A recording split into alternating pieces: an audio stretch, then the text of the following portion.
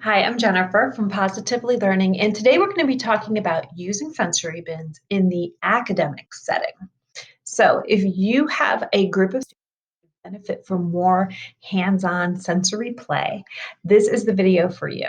I found myself in the exact same situation many years ago where I had a group of students who just sought out sensory play, and it was an appropriate way for them to learn. And I learned very quickly that if I did not provide appropriate sensory play, they were going to seek it out another way. So I really wanted to be one step ahead. However, I had some challenges. I was in the first grade setting, splitting my time between the inclusion gen ed classroom and a pull out resource room. So about more than half the day was push in services, and then I did have some pull out services as well. And it was very, very busy. Our pull out services were really focused on reteaching, targeting IEP goals and objectives, collecting data, all of those things. So, how was I going to add appropriate sensory play and exploration into my day? I had to get very creative, and luckily, I found a really cool solution. And that's what we're going to be talking about today. I am going to be showing you one of my sensory bin stories. So, what I ended up doing was creating, I'm going to take some notes as we go. I ended up creating a sensory bin story for every single week of the school year. And it was a weekly themed sensory bin with task cards. Okay. So what I'm going to do is open up one of the activities and show it to you to show you everything that was included and give you some ideas on how we used it. If you watched my videos before, you know that I like just to open up a resource and walk through it together. So that's what we'll be doing. I also like to take notes, nothing fancy, but that way you can just grab these ideas and go, or maybe they'll spark some new ideas. Okay, so today we are going to take one of these sensory bin stories. This one happens to be based on Cloudy with a Chance of Meatballs, which is a awesome book and movie. I have it right here. So it's a packet that's intended to be for 1 week, although you could keep this in your sensory bin the entire month. But I did create them weekly for my own students, and I put them all together in a bundle. So there are 36 different sensory bins included. And I wanted to show you this. I'll link this below in the description. I wanted to show you this bundle because you can see all the different books. So we started books for August and September, back to school, and then moved into like spooky Halloween, and then we moved into holidays and so on. So there's a something for everything, and there's so many different activities included. So if you like this one, but you're interested in another book, I invite you to check this out. When you purchase the bundle, it's 50% off, so it's really covering the entire school year.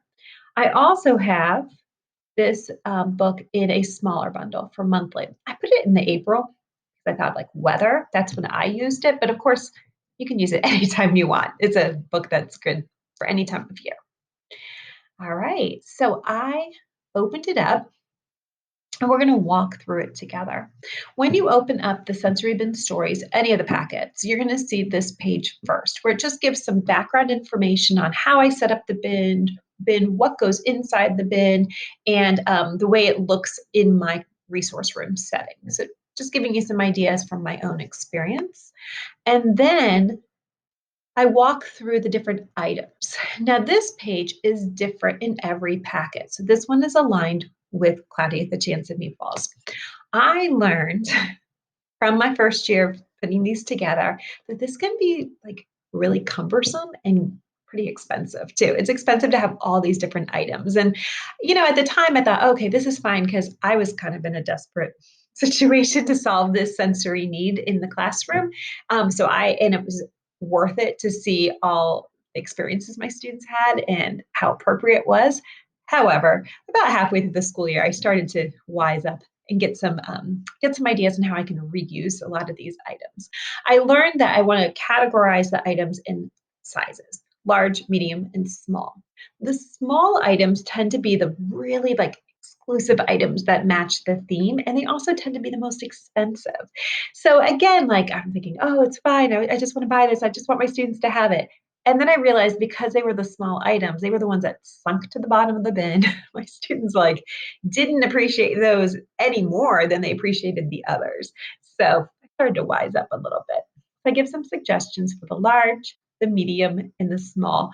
Basically, you're going to want about a variety of like 7 to 10 different items, not items, but like different types of items in there just to offer some variety. And you will have students who go, one goes for one type of item every time, and one goes for another type of item every time. They're going to like develop their favorites. It's fun.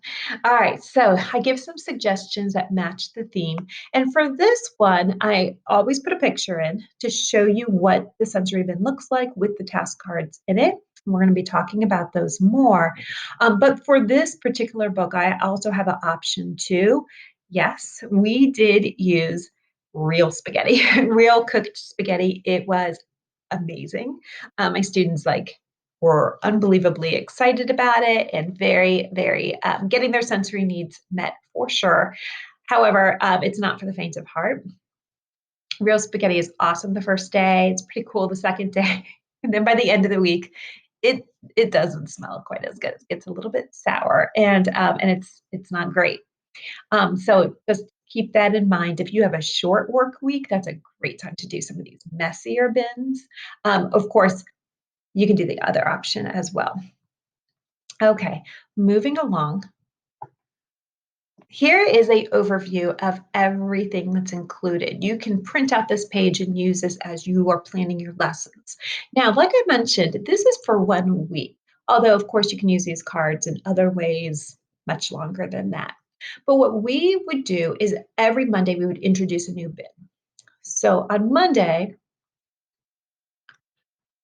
weekly themes. Intro the book. On Monday, explore sensory bin together, and then we gradually release that as the week goes on. There were some years, like this first year, that this is a supervised activity for sure. So either a paraprofessional or myself was supervising this activity while my students got a chance to explore. And that was for so many reasons. One, of course, was like safety, definitely, so that things weren't like consumed. But it was also like so my students benefited from the tasks that were in the box and they weren't playing is definitely so important, but I also wanted them to like explore and like build some connections with the story.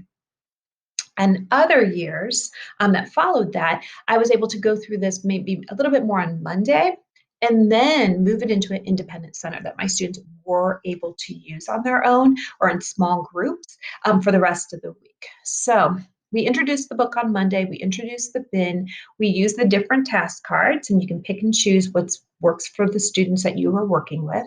And then we would reread the book. That gave us opportunities to go back and visit it. And then the book was also available during independent reading time. Not that my students were necessarily able to read it independently, but they were able to explore it as part of their independent focus on reading. Okay, as far as task cards, they are available for the bin. And what you would do is you would be preparing these task cards, cutting them up, and putting them inside the bin. And they fall into the category of literacy-based and math-based. We tend to use the literacy-based because that's what we were meeting for. About 2/3 of our school day was focused on literacy because that was the skills that we were targeting for our IEP goals and objectives. There are math tasks as well, though, that can be used for math and also used as like engagement because it kind of helps your students like dig into the bin a little bit. So it is up to you. But on this page, you see a table of contents, and then you also see an overview of what's included on those different task cards. So the first set is a themed alphabet set, and there's uppercase and lowercase letters. You can use these in a variety of ways. So I'm going to put alphabet cards. We see we can match upper to lower. We can use them as a making words activity, building words, and you can be giving them your students words to build, like they're building their name, they're building CVC words, or whatever. Or you could have them build words from the story. because the next set of cards are story vocabulary cards, use as word building activity, using the alphabet cards to build it, going back, revisiting the text. Of course, you can have vocabulary cards. You don't even have to use the bin. You can use these in a pocket chart to explore the book, like on Monday when you read it or when you reread it on Tuesday. You also can sort them by syllable, by beginning sound, whatever skill that you're targeting for phonemic awareness. The next set of cards is sight words from the text. Let me show you what these look like. All right, here's the alphabet cards. I do put in some extra punctuation and some extra vowel cards. And then here is the vocabulary cards. There's 15 of them and 15 sight words from the book. And then the next is probably my favorite. This is the one that we spend a lot of time on. This is a cut up sentence, like a sentence scrambler, and it's using a mentor sentence from the book. So we have cut up sentences, or what I call a sentence scrambler. And there's also a sentence model included that I'll show you. And so you can be using that as a guide, check work, or as handwritten, like copy work. So let me show you that. Okay, here is the sentence. Whatever the weather served, that was what they ate. And so you would print this out, cut it up into individual word cards, and put this inside the bin. Students are grabbing these out of the bin and building the mentor sentence. And of course, there's some clues. There's a capital letter, that must be the beginning of the sentence. There's a period, that must be the end of the sentence. But there's also an option to do a model. I would just print out this page if I wanted to keep that nearby the sensory bin, but I also put in where it's 3 to a page if I was like making a word workstation where my students were copying this and putting it in their journals. Sometimes we circle the sight words, explore the mentor sentence together. So that is a awesome activity. I did want to mention something about the graphics. Of course, the graphics are fun and themed, but they're also different by task. So we saw the meatball. We saw the plate of spaghetti, and we saw the fork twirling the spaghetti. And that's for if you are the type of teacher, not accusing anyone, but if you're the type of teacher that just kind of throws it all together, that, oops, let's see, that those pictures can help you sort out the activity very quickly. Get back to it. So if you were throwing all these tasks all together, you can have your students sort them. All right, a pile of meatball cards, a pile of spaghetti cards, a pile of the fork cards. And that way they can know which ones belong with the sentences, know which ones belong with the vocabulary, of course, which ones are the letters. So I put different graphics on there on purpose. All right, now we're going to be moving into the math. I did mention that for my groups, we focused mostly on the literacy tasks. That was where we were at. But the math ones are super fun. These sensory bins ended up being to such a high level of engagement. And so we used them beyond just the literacy group. Sometimes we used them as a behavior reinforcement or extra earned time, indoor recess time.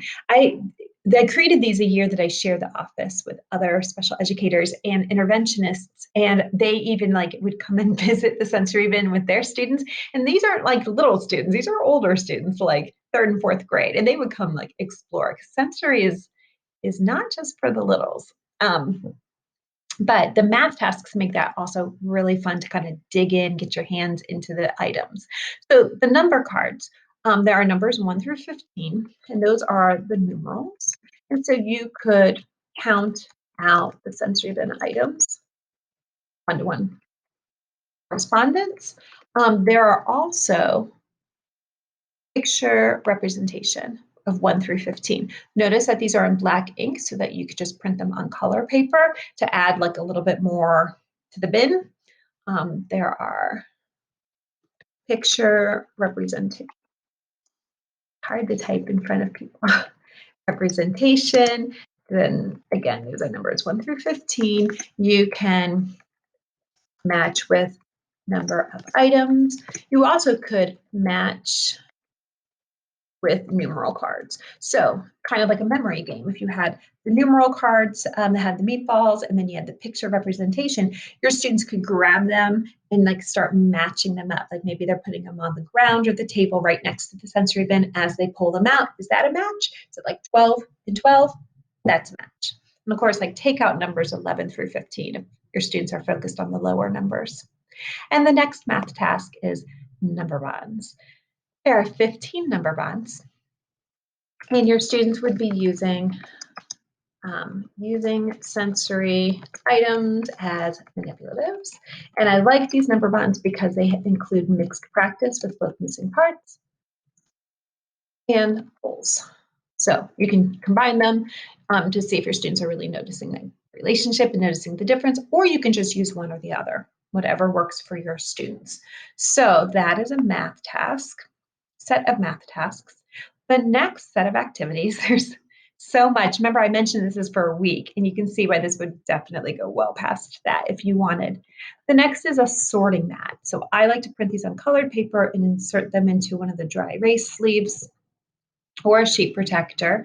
And this is sorting by syllables, 2, 3, or 4 syllables. And I would use these with the vocabulary cards that we saw earlier that had the plate of spaghetti on it. Students would be taking out a card. This is a vocabulary word from the book. So later in the week, we're starting to get more familiar with the vocabulary, and they would be listening to the word and sorting it by number of syllables.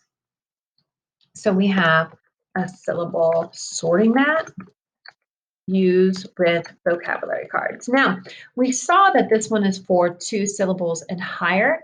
In some of the other sensory bin activities, you may see where it has 1 syllable vocabulary words. And another idea with that is to add some more of those sight words that you can use to sort in this as well. The next sorting mat is not with literacy. This is with size. So sorting by size, and this is getting your hands in the items. Like my students would grab a handful and they would sort the items by size, small, medium, and large. So sorting hats, size, using the items. And that is obviously a much lower level than what we were seeing with some of these other activities, but it also might be exactly what your students need and gives them a chance to get more of that sensory input. All right. So the last part of the packet is a list of all the other activities, and then I did put some extra alphabet, upper and lower, and number cards. And I wanted to put these in this packet. They use the cloud because we're kind of talking about that weather for this book, but I also wanted to put this option in there so that you can save on your color ink and print these on color paper. And so like it could be a light blue for the clouds or so on, and then tuck these into your sensory bin. And that is it. So let's catch up really quickly. Just put an extra number and alphabet card options. All right, so again, we would take this out on Monday. We would keep it all week. It gave us opportunities to explore the book together, gradually releasing the activities if your students are ready for that. And then by Friday, it's like, we're done with it. And then the next day or next week, when my students would come in on Monday, they would know that there's another sensory bin. So that was fun. We did do thematic. That was where I had a really big challenge, is that we had so many things that we were doing throughout the day. We didn't have time to like separate play and have just playtime, even though that's exactly what my students needed. So I had to get creative and find ways to tie it in, and it worked. And now, did my students know that I tied it in and we were doing literacy activities or math? Absolutely not. Like they were exploring and playing sensory play as they should. So that was what was cool about that. Kind of got the best of both. And then we talked about the different task cards for literacy, alphabet cards for making words, matching letters. You could do whatever works for your students, whatever level they're at, whether kindergarten, pre-K, first grade, Second grade. We have story vocabulary that could be used for more word building, revisiting the text, also sorting with that syllable sorting mat. We have sight words from the text. That's a big part of what we work on. They could go hunting back into the book to find the sight word, whatever activity they can use the alphabet cards to build the sight words and so on. The mentor sentence, that was a huge part every single week that we explored. And then we went into the math. The math is not something my students did for technically their math block, but they loved that type of counting activities and things like that because they just got their hands on the materials a little bit more. So we did use them. And if I was setting this up for more of a behavior reinforcement or indoor recess, extra playtime, it was usually the math cards we were using for that. The syllable sorting mat, the size mats, that's another one that was like more in that like free time play. And then there were extra card options for you.